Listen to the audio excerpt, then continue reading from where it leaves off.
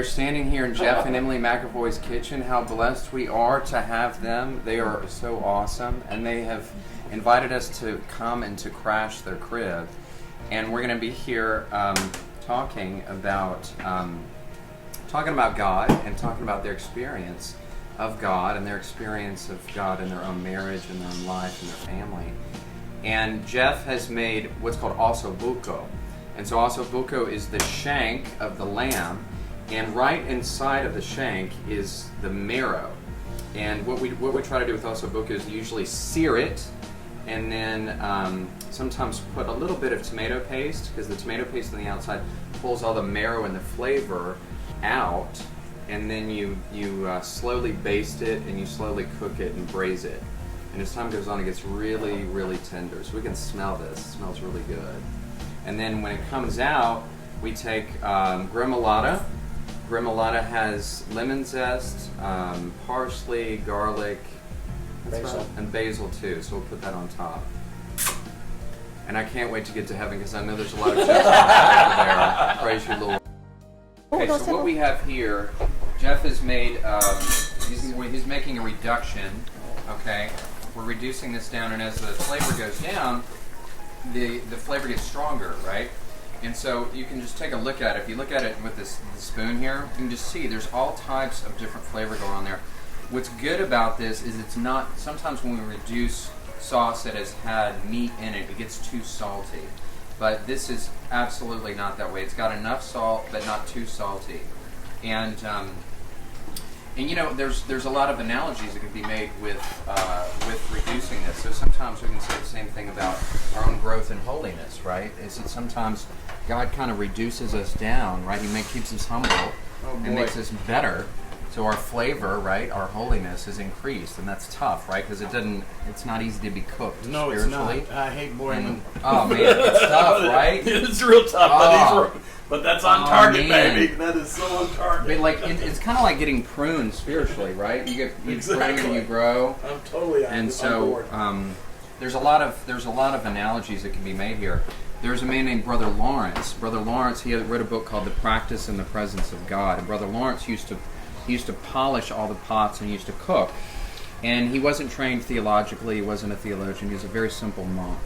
And they put him in the kitchen, St. Faustina, same thing, she was a cook, because nobody else wanted to do it. And one of the things that they said was they prayed to God by way of food, and they used a lot of food analogies, and they said, you know, sometimes our growth in holiness is a lot like being cooked down. And sometimes, you know, it's like polishing a pot, right? Is that God kind of polishes in it sometimes, each one of us, and that hurts. Not always fun. Man, it's awesome.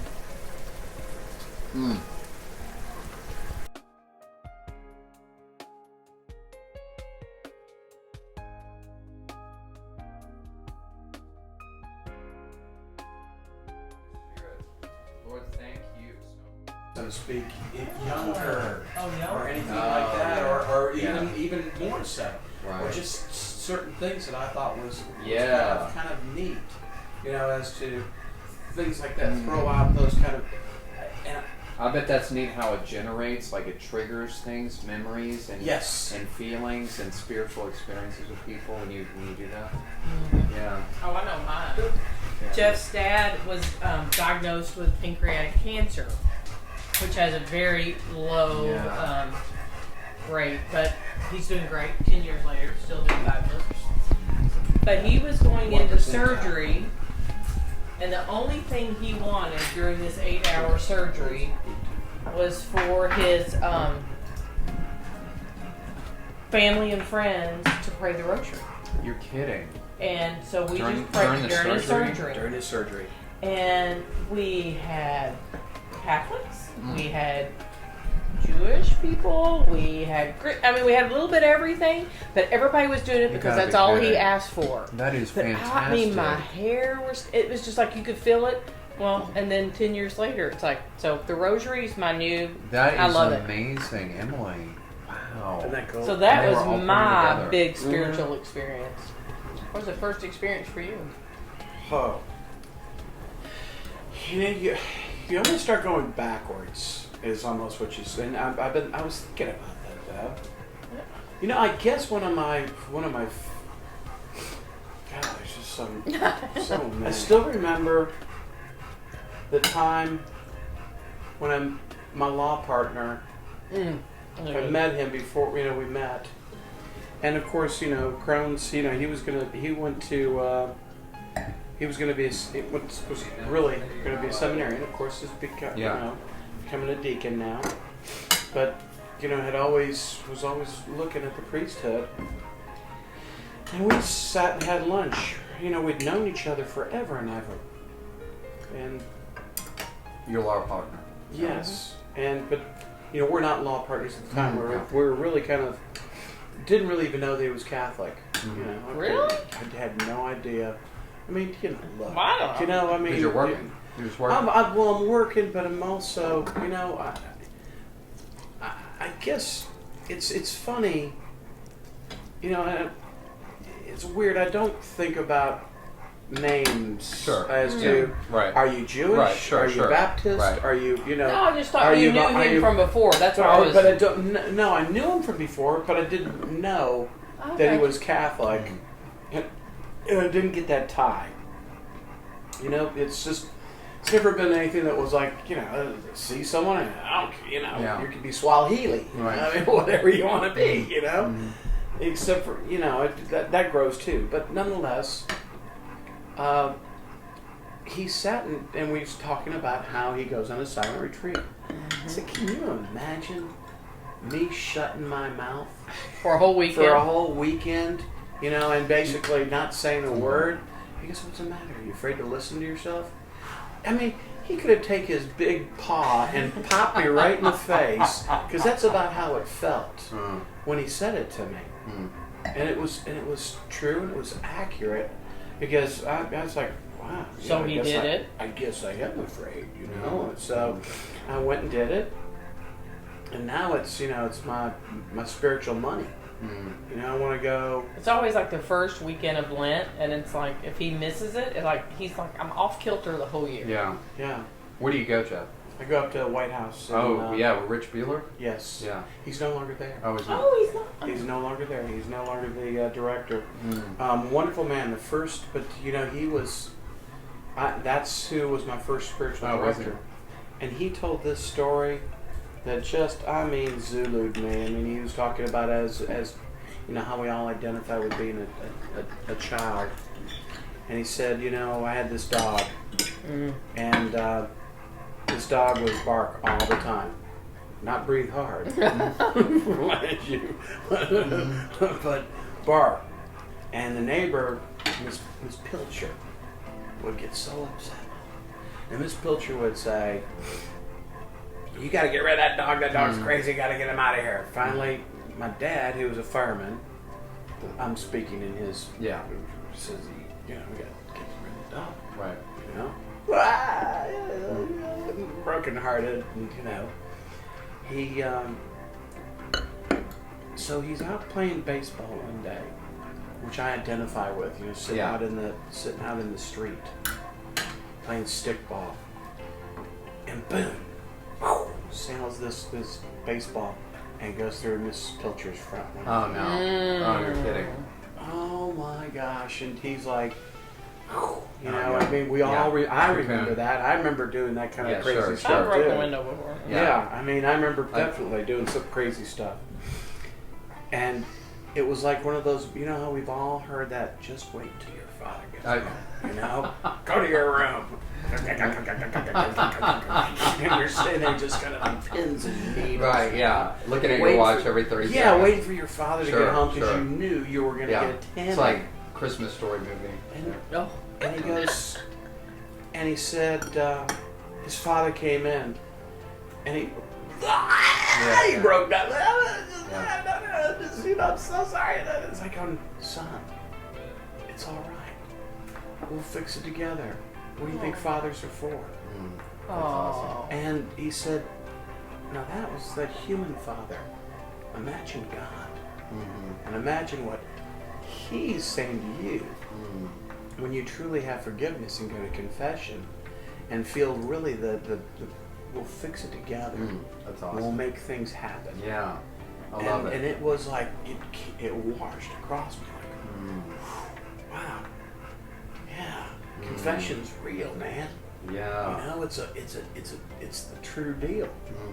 And you don't have to carry around that luggage anymore. It's you know, it's all good stuff. And I use that with my 8th grade PRE class to tell them that.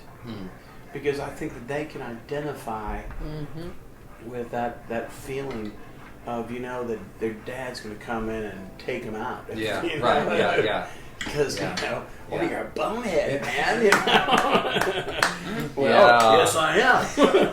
I may have told you when I got suspended 3 times in high school. No way. 3 times for fighting. And so every time I got suspended, you know, I'd sit down with my parents and my mother would be crying. Of course, she had to go pick me up from the office.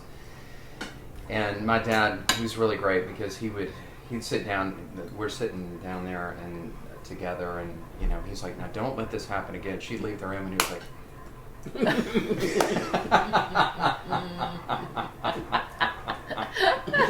so we worked on it together. One of the things that I'm always interested in is how is it that you pray? When you pray, how do you do that? Personally, you know, Emily and I pray every meal. So we're always praying that way. Still kind of, you know, it's no matter where we are, who we're with, Yeah. doesn't matter. You know, always gonna throw up the signs. You know, the sign of the cross. Yeah. It's like colors. Colors. So, you know, it's doing the work, and I guess mine has always been one of reading, Meditation. and meditations, and, you know, going and thinking about things. I've never felt like, you know, hey, you know, here's my laundry list kind of guy. Of, you know, well, I need socks for Christmas, you know, kind of deal. Because I don't think, you know, and I don't know if that's, but, so, Yeah. and I pray for, and normally, I'm praying for folks, but I'm praying for them to have peace. You know, I think that's one of the most important things. That's real important for us in Mass. Yeah. The peace be with you. Because it's so important. That everyone have peace, because everyone's carrying a cross. Right. And we don't know what cross they're carrying. We don't know what's going on in their life. And nor would we have any kind of clue or be able to envision it. But I know the crosses I've carried. And I know that they've been tough for me, because they're my crosses. But so I if I'm praying for someone, I'm praying for them to have peace. Loss of a parent, loss of a spouse, loss of a child. You know, if they can have that Christ peace with them, they got it going on. Yeah. And they're gonna, you know, they're gonna champion through everything and make it happen. But I myself love. I'm probably at my best at times when I just read the scriptures in the morning, and then I'll read something. It always seems to happen when I got something going on in my life, that I read someone else's reflection. Like, oh, this is spooky. Oh, what's going on? It resonates with you. Because they're, you know, it's like, hey, dude, you know, Yeah. you wrote this for me? Yeah. And that's what, you know, and it seems to work for me. I don't know, that's, it's always kind of, I've always felt like I was an undercutter on prayer, and that's what I always said to my kids too. I don't necessarily do what someone else does, because It's about you and God. That's right. And you got to find God your way, not someone else's way. And if it's okay, I'm gonna ask one final question with you. Why so much pain? I mean, why so much pain in the world? There maybe was no other single question that St. Augustine grappled with more than what he called the problem of evil, right? Yeah. And so I think it's like it's always with people that struggle with the faith, and like people, atheists like Richard Dawkins or someone like this, they always say, well, if God is so loving, why would he permit something like that? Why would he permit something, a world that's so evil? Because he grants us all free will, I think. We're not God. Mm-hmm.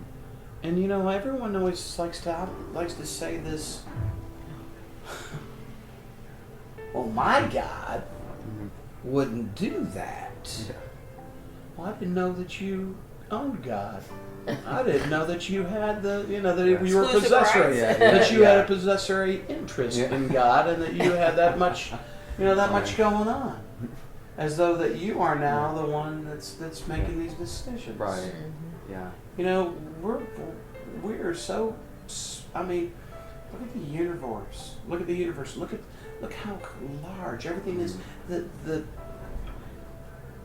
The chances of you and I being able to have this conversation tonight is just it's amazing. The odds are just way out there.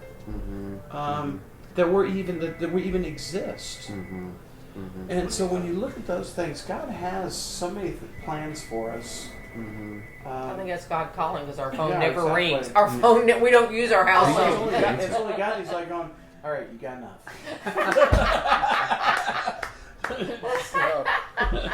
See, he stopped. He's like, you got the message, huh? Okay. Sometimes as a priest, we preach too long. People they'll give us these like third base coach signs. Like they're kind of like, bring the ship into landing. Come on, like do this kind of thing. I thought it was the coughing. Oh yeah. Or sometimes it's the purse strap. Oh, that's real subtle. Yeah. Tying up their Nikes. Yeah. That's to go. We stay till the last. Yeah. Because we had a you priest. know why. We had a priest tell us one time. He went to a church somewhere, and at the back, right above the back door, was a sign that said Judas was the first to leave. Oh yeah.